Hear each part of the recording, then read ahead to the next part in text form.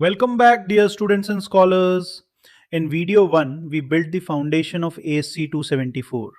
Who personal financial statements cover, which statement is required, and why net worth includes an estimated tax adjustment. Now we move into the measurement engine.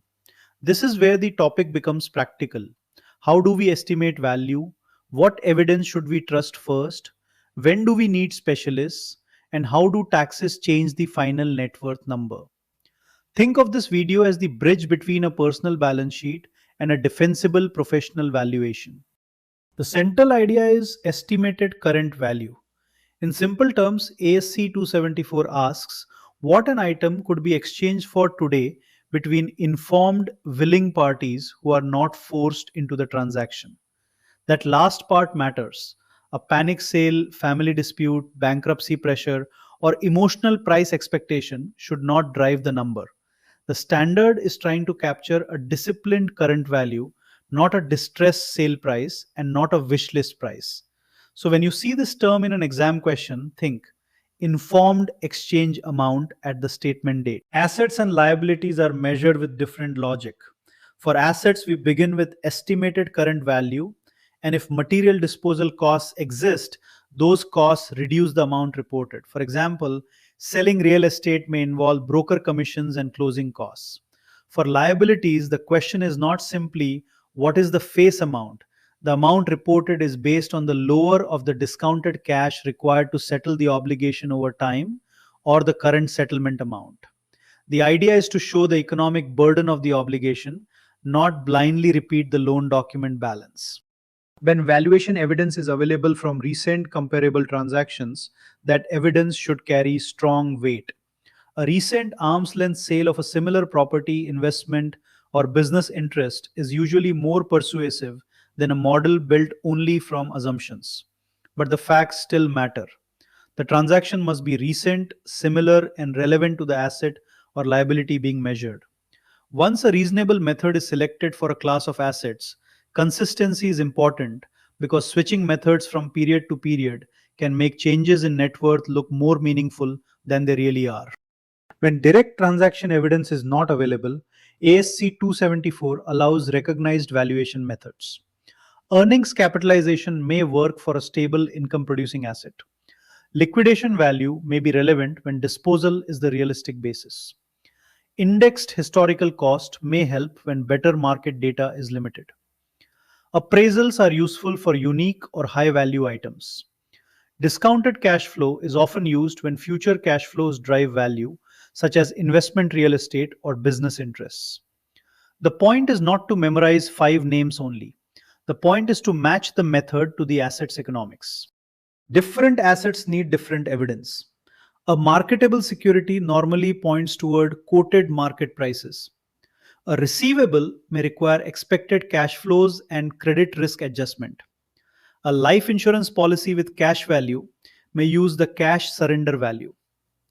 Personal possessions such as jewelry, antiques, or art may require appraisal. Real estate often needs more than one source, such as comparable sales, appraisal evidence, and income based analysis if the property generates rentals. A strong preparer does not use one valuation shortcut for every asset. Specialist involvement is not a weakness, it is often exactly what professional judgment requires.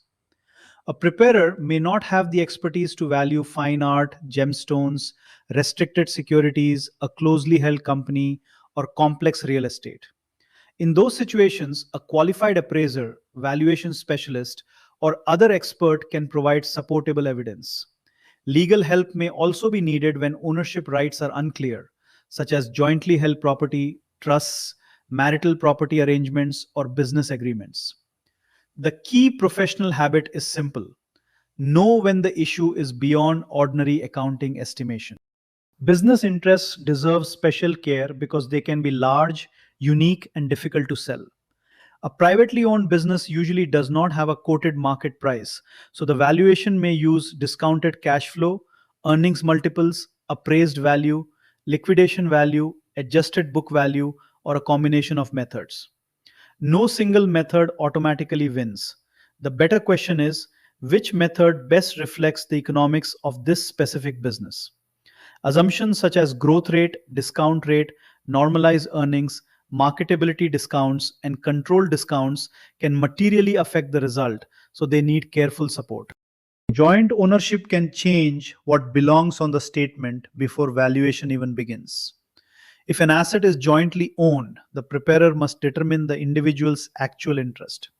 That may be simple in some cases, but not always. Joint tenancy, tenancy in common, community property, trusts, estate arrangements, and business ownership agreements can produce different rights. ASC 274 is an accounting standard, but legal rights determine what the person owns. So, when legal ownership is unclear, the valuation should not proceed as if the answer is automatically 50%. Estimated income taxes are one of the defining features of ASC 274.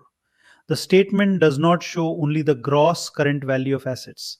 It also considers the tax effect that would arise from differences between estimated current values and tax bases, assuming realization or settlement at the statement date. This does not mean preparing a full tax return inside the financial statement.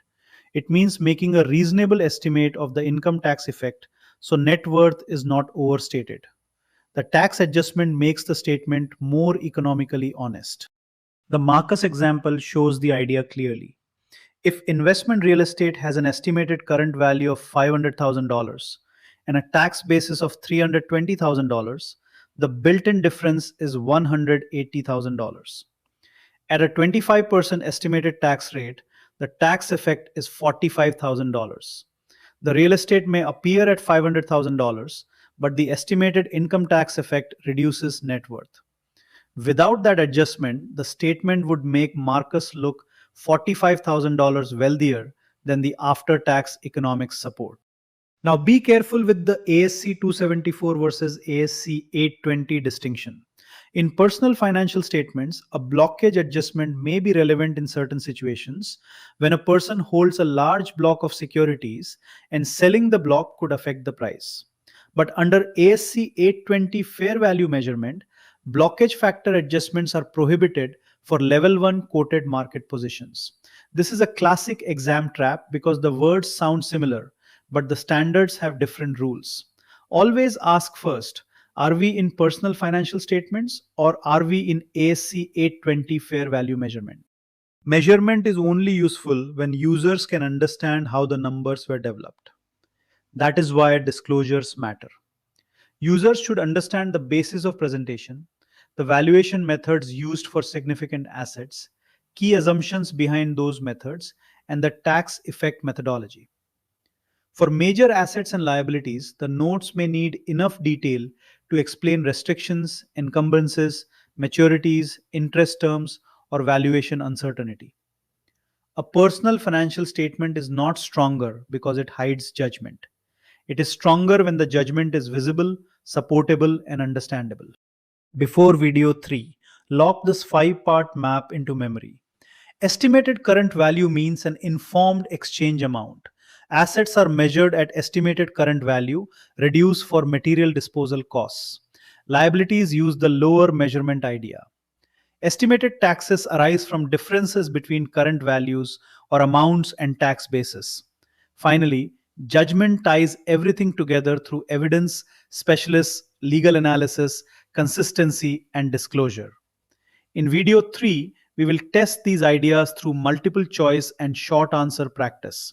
Please like this video, share it with your colleagues, subscribe to Commerce Regiment, and support the channel so we can keep building high quality free US GAAP education.